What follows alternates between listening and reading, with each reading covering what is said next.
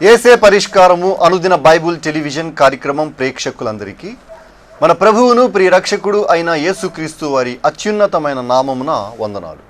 ప్రభువునందు ప్రియ దేవుని బిడ్డలారా, నేటి దినము పాస్టర్ కారుపాటి శాంతసాగర్ గారి ద్వారా వచన ధ్యానములుగా యెషయా గ్రంథమును ధ్యానం చేసుకుందాము. మీరందరూ బైబిల్తోనూ నోట్బుక్తోనూ సిద్ధపడి ఉంటే గడచిన మంగళవారము మేము మీకు అందించిన క్విజ్ నెంబర్ 185లోని ప్రశ్నలు, వాటి సమాధానాలు ముందుగా నేను చదువుతానండి. మీరు రాసిన సమాధానాలతో వాటిని సరిపోల్చుకోండి. క్విజ్ నెంబర్ 185 మొదటి ప్రశ్న. యెరూషలేము నివాసులకును యూదా వంశస్థులకును ఎవరు తండ్రి అగుదురు? దీనికి సమాధానము ఎల్యాకీము. రెండో ప్రశ్న. ఎన్ని సంవత్సరాల అంతమున యెహోవా తూరును దర్శించును? దీనికి సమాధానము 70 సంవత్సరముల అనంతరము. మూడో ప్రశ్న. తర్షీషు ఓడలారా అంగలార్చుడి, మీ దుర్గము పాడైపోయెను. రిఫరెన్సు వ్రాయండి.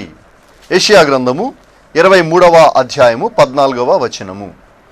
ఏమీ లేదని పొలములలో జనులు కేకలు వేయుచున్నారు. దీనికి సమాధానము ద్రాక్షారసము లేదని. ఐదో ప్రశ్న. దేని ప్రాకారముల పొడవైన కోటలను ఆయన కృంగగొట్టును? దీనికి సమాధానము మోయాబు ప్రాణమును. అలాగే క్విజ్ నెంబర్ 186లోని ప్రశ్న కూడా నేను చదువుతున్నానండి, తొందరగా వ్రాసుకోవడానికి ప్రయత్నం చేయండి. ఈ క్విజ్ నెంబర్ 186 యెషయా గ్రంథము 26వ అధ్యాయం నుండి 29వ అధ్యాయం వరకు ఉన్న ప్రశ్నలు. మొదటి ప్రశ్న. ఎవరిని దేవుడు పూర్ణ శాంతము గలవానిగా కాపాడును? ఎవరిని దేవుడు పూర్ణ శాంతము గలవానిగా కాపాడును? రెండో ప్రశ్న. ప్రాకారములు గల పట్టణము ఎట్లు విడువబడును? ప్రాకారము గల పట్టణము ఎట్లు విడువబడును? మూడో ప్రశ్న. నిజముగా నేను మీ పక్షమున నుండి మీ పనులన్నిటినీ సఫలపరుచుదును.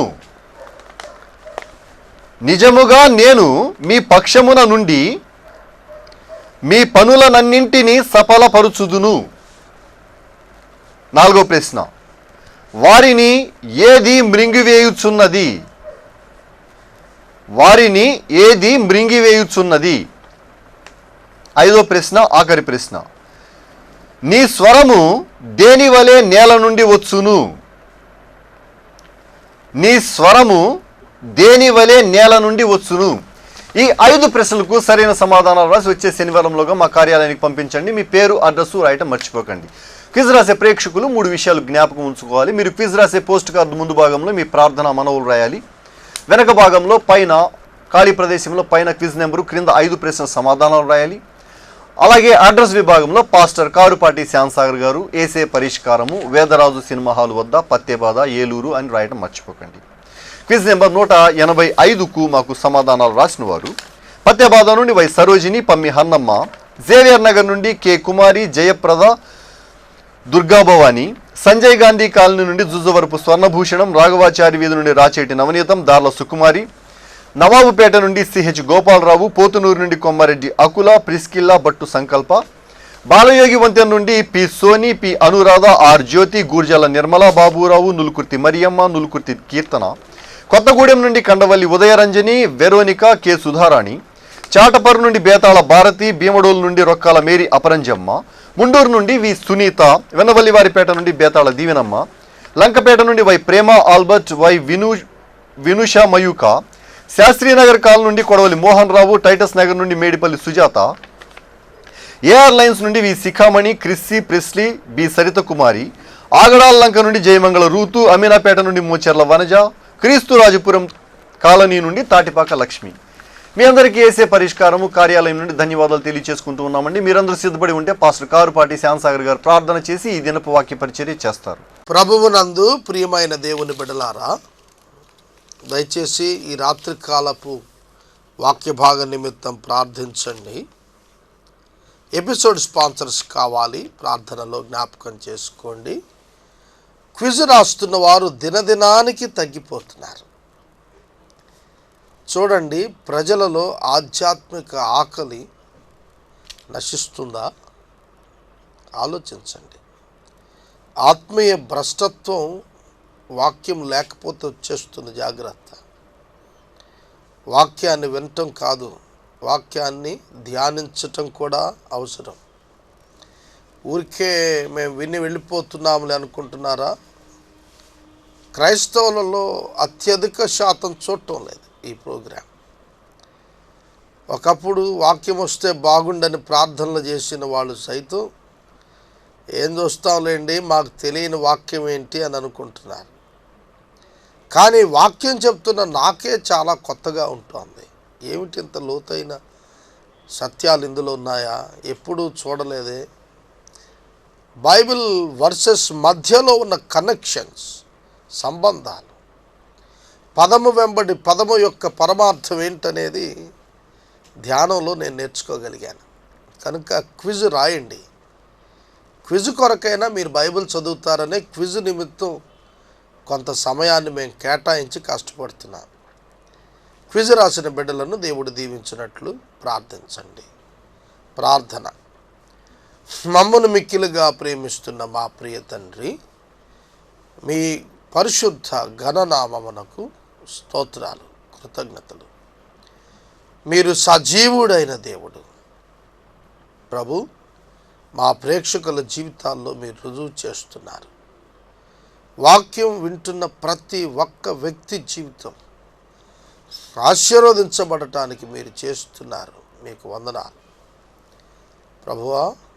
ఫలించువారిగా మేము ఉండాలని మీరు సెలవిచ్చారు. అట్టి భాగ్యం మాకు ఇమ్మని అడుగుతున్నాం. క్విజ్ రాస్తున్న సోదర సోదరీలను ఆశీర్వదించండి. అనేకులు ₹1 ఖర్చు పెట్టి పోస్ట్ చేయటానికి వారికి కృప చూపించండి. ఈ రాత్రికాలం యేసే పరిష్కారమును దీవించండి. యేసు ప్రభు పేరిట ప్రార్థిస్తున్నాము తండ్రి, ఆమేన్. ప్రభువు నందు ప్రియమైన దేవుని బిడ్డలారా, ఈ వారంలో సెకండ్ సాటర్డే సండే ఈవినింగ్ టైంలో బెంగళూరు పట్టణంలో మిస్పా తెలుగు చర్చిలో యేసే పరిష్కారం కూడికలు ఉన్నాయి. వీటి కొరకు మీరు ప్రార్థించాలని మనవి చేస్తున్నాను. ప్రతి ప్రతికూలతను దేవుడు తొలగించి పరాయి రాష్ట్రంలో కర్ణాటకలో నివసిస్తున్న మన తెలుగు విశ్వాసులు అనేకులు ఆత్మీయ మేలు పొందినట్లు మీ ప్రార్థనలో జ్ఞాపకం చేసుకోండి. యేసే పరిష్కారం ఒరిస్సా రాష్ట్రంలో రాయగఢ్ జిల్లా, నారంగపూర్ జిల్లా, అలాగే తమిళనాడు రాష్ట్రంలో నుంచి కర్ణాటక నుండి విస్తారమైనటువంటి రెస్పాన్స్ అనుదిన వాక్య ధ్యానాలకు వస్తున్నాయి. ఇదంతా ప్రభు కృప. మీరిందులో జాయిన్ అవ్వండి. మీరిందులో మీ హస్తం ఉంచండి. Let us join our hands. ప్రార్థనలో ఏకీభవించినందుకు మీకు కృతజ్ఞతలు. మా కొరకు ప్రార్థించడానికి మీరు ముందుకొచ్చినందుకు కూడా మీకు ధన్యవాదాలు. పరిశుద్ధ లేఖన భాగంలో నుండి యెషయా గ్రంథం 54వ అధ్యాయం 4వ వచనం చదువుకుందాం. భయపడకుము, నీవు సిగ్గుపడనక్కరలేదు. అవమానమును తలంచకుము, నీవు లజ్జపడనక్కరలేదు.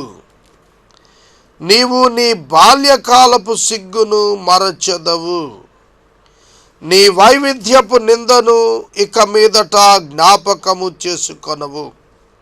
గ్రహిస్తున్నారా? ఈ వచనములో వ్రాయబడుతున్నటువంటి మాట, భయపడకుము, సిగ్గుపడనక్కరలేదు. భయం ఎందుకు? ఆదికాండం 3వ అధ్యాయానికి మీరు వెళితే ఆదాము అంతరంగంలో సిగ్గుతో నిండి ఉన్నాడు. అందుకే భయపడ్డాడు. దేవా, నీ స్వరము వినినప్పుడు నేను దిగంబరినిగా ఉంటిని గనుక భయపడ్డానన్నాడు. దిగంబరిగా ఉంటే ఏమైంది? సిగ్గు. ప్రభువు ఎదుటకు రావాలంటే సిగ్గు. అందుకే భయం. వాక్యంలో ఇదే చెప్తున్నాడు. భయపడకు, నీవు సిగ్గుపడనక్కరలేదు. ఏమిటి ఆ మాటకు ఈ మాటకు పోలిక? ఎంత మంచి అర్థమో చూశారా? సిగ్గును బట్టి భయం, భయపడకు, సిగ్గుపడనక్కరలేదు. పాపక్షమాపణ. పాపమును బట్టి సిగ్గు, సిగ్గును బట్టి భయం. కనుక భయపడక్కరలేదు, నీవు సిగ్గుపడక్కరలేదంటే you will get the forgiveness. నువ్వు పాపక్షమాపణ పొందుతావు.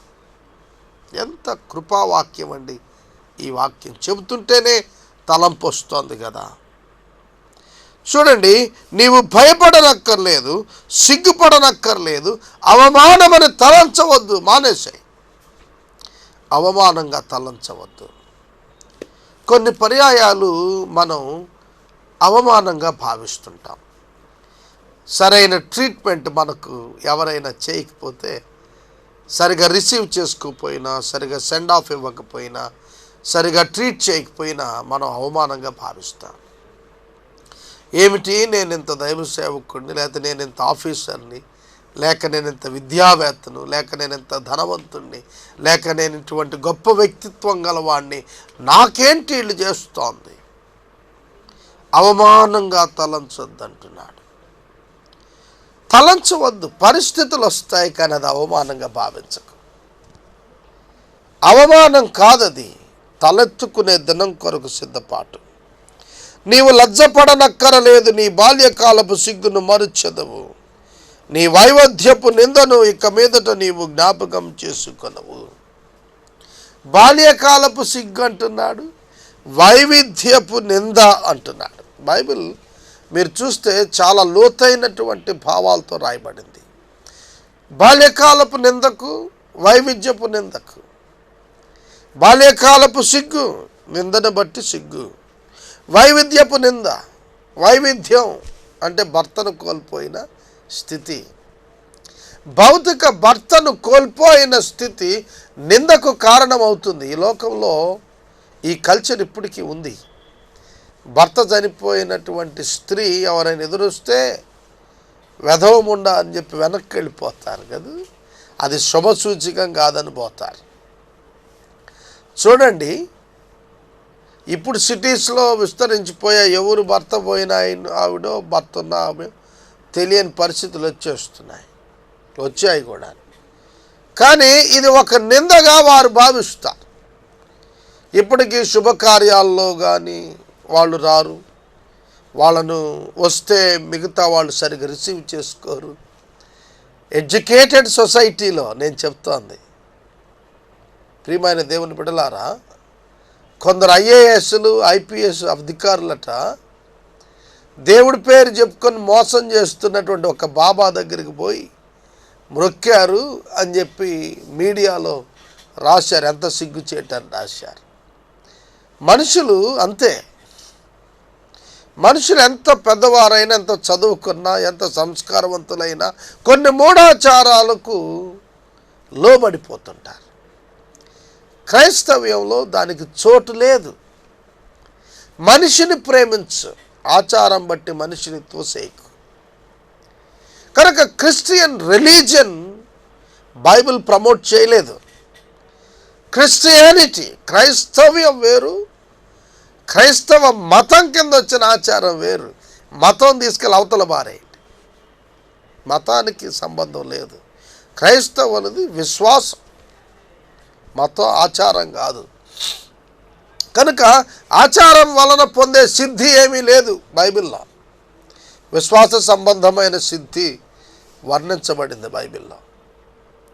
కనుక దేవుని యొక్క వాక్యం చెప్తుంది, వైవిధ్యపు నింద ఇక మీద నువ్వు జ్ఞాపకం చేసుకోవంటే ఎంత గొప్ప స్థితి దేవుడు ఇవ్వబోతున్నాడు. యేసుక్రీస్తు వైవిధ్యపు నిందను తీసేస్తున్నాడంటే ధర్మశాస్త్రం ఒక భర్తగా వారికి ఉండింది. ధర్మశాస్త్రాన్ని ఆయన తొలగించి తానే వారికి భర్తగా వస్తున్నాడు. అందుకనే వరుడు యేసు, వధువు సంఘం అనే పేరు వచ్చింది. సంఘము వధువు, యేసు వరుడు. ఆయనే నీకు భర్త. పాత నిబంధనలో సమాజం ముందు చూశారు, విశ్వాస సమాజం. దానికి దేవుడే భర్తగా చెప్పబడ్డాడు. అంటే భరించువాడు, పోషించువాడు, రక్షించువాడు, జీవితాంతం కలిసి ఉండేటువంటి వాడని అర్థం. కనుక నిన్ను సృజించిన యెహోవాయే నీకు భర్త అయి ఉన్నాడు అంటున్నాడు. సృజించిన వాడు, నిన్ను సృష్టించిన వాడు నీకు భర్త అయి ఉన్నాడు. చూడండి, సాధారణంగా మనం మనుషులపై ఆధారపడి జీవించాలని అనుకుంటాం. అది దానికంటే శ్రేష్టం దేవునిపై ఆధారపడి జీవించటం. పరిస్థితులపై ఆధారపడి జీవించాలని కొందరు అనుకుంటారు. కానీ వాటిని మించి దేవునిపై ఆధారపడి జీవించటం చాలా గొప్ప స్థితి. వాక్యంపై ఆధారపడటం ఎంత గొప్ప స్థితి తెలుసునా? దాని ఫలితం వెంటనే కనిపించదు, కానీ సంపూర్ణ ప్రతిఫలం దానిలో కనిపిస్తుంది. నిన్ను సృష్టించిన వాడు నీకు భర్తయ్య ఉన్నాడు. ఆయనకు సైన్యములకు అధిపతియగు యెహోవా అని పేరు. ఆ భర్త గారి పేరు యెహోవా అని చెప్తున్నాడు. ఇశ్రాయేలు యొక్క పరిశుద్ధుడు నీకు విమోచకుడు, సర్వలోకమునకు దేవుడని ఆయనకు పేరు. బైబిల్ గ్రంథంలో మీరు చూస్తున్నప్పుడు యెహోవా ప్రత్యక్షతలలో అనేకమైనటువంటి అవగాహనార్థమైన క్రీస్తు పరిచర్యలు ఇంట్రడ్యూస్ చేయబడ్డాయి. ఈ వచనంలో కూడా అంతే. సైన్యములకు అధిపతియగు యెహోవా అని నిన్ను సృష్టించిన నీ భర్తకు పేరు అని చెప్తూ కిందకు వచ్చేటప్పటికి నిన్ను విమోచించినటువంటి వాడు పరిశుద్ధ దేవుడు, విమోచకుడు అన్నాడు.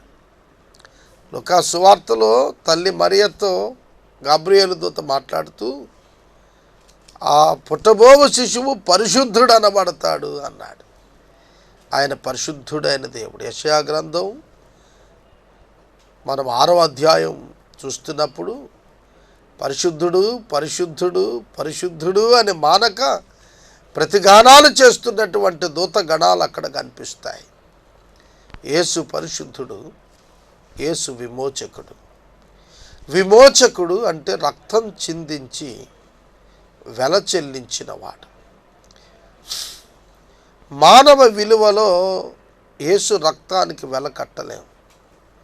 యేసు యొక్క రక్తం విలువ ఎంతో తెలుసా మీకు? దేవుడు అంగీకరించినంత. God's justice demands the price. దేవుని యొక్క న్యాయం ఎంత డిమాండ్ చేసిందో అంత ప్రైస్ యేసు రక్తం చెల్లించింది. చూడండి, కొందరు అంటారు నేను ఇంతకే అమ్ముతాను, నా న్యాయం ఇదే అంటాడు. అంతే ఇచ్చి కొనుక్కోవటం, అతని న్యాయాన్ని ఫుల్ఫిల్ చేయటం. కనుక గాడ్స్ జస్టిస్ డిమాండ్స్ రైచియస్నెస్. దేవుని న్యాయం నీతిని డిమాండ్ చేసింది. దేవుని న్యాయం ప్రాణమునకు ప్రాణాన్ని డిమాండ్ చేసింది. కనుక విమోచకుడు ప్రాణం పెట్టిన వాడే. విమోచకుడు ఎవరు? ప్రాణం పెట్టినవాడు.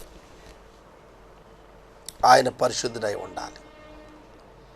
పరిశుద్ధుడు అంటే మెల్కీసెదకు. ఏమిటి మెల్కీసెదకు? తల్లి అయినా తండ్రి అయినా లేనివాడు, ఆది అంతము లేనివాడు, వంశావళులు లేనటువంటి వాడు. యేసుక్రీస్తు ప్రభు క్రమములో మెల్కీసెదకు వచ్చాడు తప్ప మెల్కీసెదకు క్రమంలో యేసు ప్రభు రాలేదు. యాజక ధర్మం ప్రారంభం కాలేదు అప్పటికి. మెల్కీసెదకు అబ్రహాము దగ్గరికి వచ్చినప్పుడు అబ్రహాము దశమాంశాలు చెల్లించాడు, హెబ్రీ పత్రికలో చెప్తాడు. అది జరిగిన సన్నివేశం అప్పుడు అసలు యాజక ధర్మమే స్టార్ట్ అవ్వలేదు, యాజకులే స్టార్ట్ అవ్వలేదు. కానీ దేవుని ఆరాధించారు కృతజ్ఞత చేత. వారు ఎందుకు ఆరాధించారు? విమోచకుడని ఆరాధించారు, పరిశుద్ధుడని ఆరాధించారు. కనుక మన జీవితంలో తెలుసుకోవాలి, మనల్ని సృష్టించిన వాడు, మనను పోషిస్తున్నవాడు, మనలను భరిస్తున్నవాడు ఆయన యెహోవా అని పేరు. ఆయనే యేసుక్రీస్తుగా ప్రత్యక్షత. ఇశ్రాయేలు యొక్క పరిశుద్ధ దేవుడు, నీకు విమోచకుడు, సర్వలోకమునకు దేవుడని ఆయనకు పేరు. ఇశ్రాయేలీయులకు పరిశుద్ధ దేవుడిగా ప్రత్యక్షతే, అన్యజనాంగమునకు యేసు దేవునిగా ప్రత్యక్షత. సోదరుడా, సోదరి, గ్రహిస్తున్నావా? పాత నిబంధన గ్రంథమంతా యేసుక్రీస్తుని గురించే సాక్ష్యం ఇస్తోంది. నీ దేవుడు ఈ మాట సెలవిస్తున్నాడు, విడవబడి దుఃఖాక్రాంతురాలైన భార్యను పురుషుడు రప్పించినట్లుగా, తృణీకరింపబడిన యవ్వనపు భార్యను పురుషుడు రప్పించినట్లుగా యెహోవా నిన్ను పిలుస్తున్నాడు.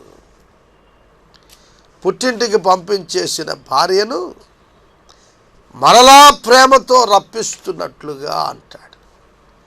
ఒక స్త్రీని పుట్టింటికి పంపించేస్తాడు ఎప్పుడు? ఆమె నిబంధనను భంగం చేసినప్పుడు. కానీ ప్రేమ చేత భంగమైన నిబంధనను సరిచేసి నూతనమైన నిబంధనతో పిలుస్తాడు. చూశారు భర్త? అట్లా పాత నిబంధన కొట్టివేసి, పాత నిబంధన మీరినటువంటి మనలను, అనగా మానవులను ఒక కొత్త నిబంధన చేసి రప్పిస్తున్నాడు. సోదరుడా, సోదరి, ఇక్కడ మీ క్రీస్తు కనబడటం లేదా?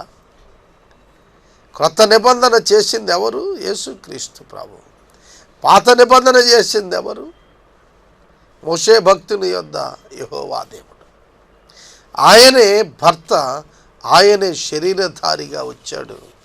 అందుకే అంటాడు, నిమిషమాత్రము నేను నిన్ను విసర్జించి తిని గొప్ప వాత్సల్యముతో నిన్ను సమకూర్చెదను. ఈ పదం అసలు ఎన్ని రోజులు చెప్పినా పర్లేదండి. నిమిషమాత్రము నేను నిన్ను విసర్జించి తిని. దేవుడు ఒక్క నిమిషం విసర్జించానని చెప్పుకుంటుంటే ఐగుప్తు చెర 400 సంవత్సరాలు. ఒక్క నిమిషం దేవుడు విసర్జించానంటే బబులోను చెర 70 సంవత్సరాలు. ఒక్క నిమిషమే నేను ఇప్పుడు విసర్జించి తిని అంటే ప్రస్తుతం ఇశ్రాయేలీయులు చెదరగొట్టబడింది 70 AD. ఇప్పటికి 2000 సంవత్సరాలు ఇంచుమించుగా. క్షణకాలంగా చెప్తున్నాడు దాన్ని. ఆయన క్షణకాలము విడిచిపెట్టిన శాశ్వత కాలము నిత్యమైన కృపతో గొప్ప వాత్సల్యముతో సమకూర్చుతానని ఆయన వాగ్దానం చేస్తున్నాడు. ఇది యూదుల పట్ల ఖచ్చితంగా నెరవేరుతుంది. గొప్ప వాత్సల్యంతో సమకూర్చే దేవుడు, కరుణించి తిరిగి సమకూర్చేటువంటి వాడు ప్రభు అయిన యేసుక్రీస్తు. ఎలా సమకూరుస్తున్నాడు? యేసుక్రీస్తు ద్వారానే సమకూరుస్తున్నాడు. క్రీస్తు సువార్తను నమ్మిన వారిని దేవుడు క్రీస్తునందు సమకూరుస్తూ వస్తున్నాడు. మహా ఉద్రేకము కలిగి నిమిషమాత్రము నీకు విముఖుడనైతిని గాని నిత్యమైన కృపతో నీకు వాత్సల్యత చూపిస్తానని విమోచకుడగు యెహోవా సెలవిస్తున్నాడు. విమోచకుడగు యెహోవా సెలవిస్తున్నాడు. ఎంత గొప్ప మాట ఇది! మహోద్రేకంతో ఆయన విడిచాడు తన ప్రజలను. అందుకనే దేవుని ప్రజలను అన్యజనాంగం జయించగలిగారు. మిమ్మును ముట్టినవాడు నా కనుగుడ్డు ముట్టినట్టే అని వాగ్దానం చేసిన దేవుడు వారి పాపమును బట్టి వారిని సరిచేయుట కొరకు ఇండియన్ పీనల్ కోడ్ మీకు తెలుసు కదా, IPC అంటారు. దేని కొరకు? అది శిక్షలు. IPCలో చాలా సెక్షన్స్ వారీగా శిక్షలు లిఖించబడ్డాయి. ఆ శిక్షలు దేని నిమిత్తం? శిక్షణ నిమిత్తం. శిక్షార్థం కాదు, శిక్షణార్థం. అర్థమైందా మీకు? శిక్షార్థం అంటే ఒక భావం, శిక్షణార్థం పరివర్తనార్థం. పరివర్తన నిమిత్తమే శిక్షలు. 7 ఏళ్ళు లైఫ్ టైం, 14 ఏళ్ళు అంటే 7 ఏళ్ళు 8 ఏళ్ళు వచ్చేస్తాడు బయటకు. ఆ 7 ఏళ్లలో అతనిలో పరివర్తన రావటం కోసం ప్రోగ్రామ్ చేశారు, జైలు ప్రోగ్రామింగ్. తెలుసునా? అతని జీవితం కండెమ్ చేయటానికి కాదు, కండెమ్ చేసేవాళ్ళు అయితే ఎప్పుడో ఉరిశిక్ష అమలు పెట్టేసేవాళ్ళు మన దేశంలో. చేతికి చెయ్యి నరికేసేవాళ్ళు, దొంగతనం చేస్తే చెయ్యి నరికేయటం, వ్యభిచారం చేస్తే రాళ్ళేసి కొట్టడం, ఇలా చేసేసేవాళ్ళు. కానీ అది శిక్షార్థమైన అమలు, ఇది శిక్షణార్థమైన అమలు కనుక ఇందులో పరివర్తనే ముఖ్యం ఐపీసీలో. అలాగే దేవుడు కూడా పరివర్తన కొరకు వారిని విడిచిపెట్టాడే తప్ప శిక్షించటానికి విడవలేదండి. శిక్షించటానికి కాదు వారిని విడిచింది. కనుక వాత్సల్యంతో, పుత్ర వాత్సల్యంతో కుమారులను పిలిచినట్టుగా ఆయన పిలుస్తున్నాడు. ఎంత గొప్ప దేవుడు అండి! ఇటువంటి యేసుక్రీస్తు ప్రభువున మనం తృణీకరిస్తోంది, మనం విసర్జిస్తోంది. యేసుక్రీస్తు ప్రభువును అంగీకరిస్తే దేవుని పిల్లలు అవుతారు, దేవుని సంబంధులు అవుతారు, దేవుని యొక్క వారసులు అవుతారు. కనుక అటువంటి కృప మీకు దేవుడు దయచేయాలని నేను ప్రార్థన చేస్తున్నాను. రేపటి వాక్య భాగంలో 9వ వచనం గురించి మనం వాక్యం చెప్పుకుంటాం. ఎపిసోడ్ స్పాన్సర్స్ కావాలి, లేకపోతే ఈ ప్రోగ్రాం చాలా కష్టమైపోతుంది. కనుక మీరు ముందుకు రావాలి. మనము ఇంతవరకు పాస్టర్ కారుపాటి శ్యాంసాగర్ గారి ద్వారా వచన ధ్యానములుగా ఏషియా గ్రంథమును ధ్యానం చేసుకున్నాము. ఈ కార్యక్రమం ద్వారా మీరు పొందుకొనుచున్న ఆత్మీయ మేలులు ఒక ఉత్తరం ద్వారా మాకు తెలియచేయండి. మీ ప్రార్థనా మనవులు మాకు తెలియచేస్తే ఏసే పరిష్కారము కార్యాలయంలో ఏర్పాటు చేసిన 24 గంటల ప్రార్థనా శిబిరంలో మీ కొరకు ప్రత్యేకంగా ప్రార్థిస్తాము. మీ కుటుంబ పక్షముగా ఒక ఎపిసోడ్ ప్రసారం చేయాలనుకున్నారు మాకు తెలియచేయండి. అలాగే ఈ మా కార్యక్రమానికి ప్రతి నెల 100 రూపాయలు కానీ, 50 రూపాయలు కానీ, 25 రూపాయలు కానీ ఆర్థిక సహకారం అందించాలనుకునేవారు మాకు తెలియచేస్తే మా సిబ్బంది మీ గృహాలను దర్శిస్తారు. క్విజ్ నెంబర్ 186లోని ప్రశ్నలు మరోసారి చదువుతున్నాండి, తొందరగా రాసుకోవడానికి ప్రయత్నం చేయండి. ఈ క్విజ్ నెంబర్ 186 26వ అధ్యాయం నుండి 29వ అధ్యాయం వరకు ఇవ్వబడిన ప్రశ్నలు. మొదటి ప్రశ్న: ఎవరిని దేవుడు పూర్ణ శాంతి గల వానిగా కాపాడును? ఎవరిని దేవుడు పూర్ణ శాంతి గల వానిగా కాపాడును? రెండో ప్రశ్న: ప్రాకారము గల పట్టణము ఎట్లు విడువబడును? ప్రాకారము గల పట్టణము ఎట్లు విడువబడును? మూడో ప్రశ్న: నిజముగా నేను మీ పక్షమున నుండి మీ పనులనన్నింటినీ సఫలపరుచుదును. రిఫరెన్సు వ్రాయండి. నిజముగా నేను మీ పక్షమున నుండి మీ పనులనన్నింటినీ సఫలపరుచుదును. రిఫరెన్సు వ్రాయండి.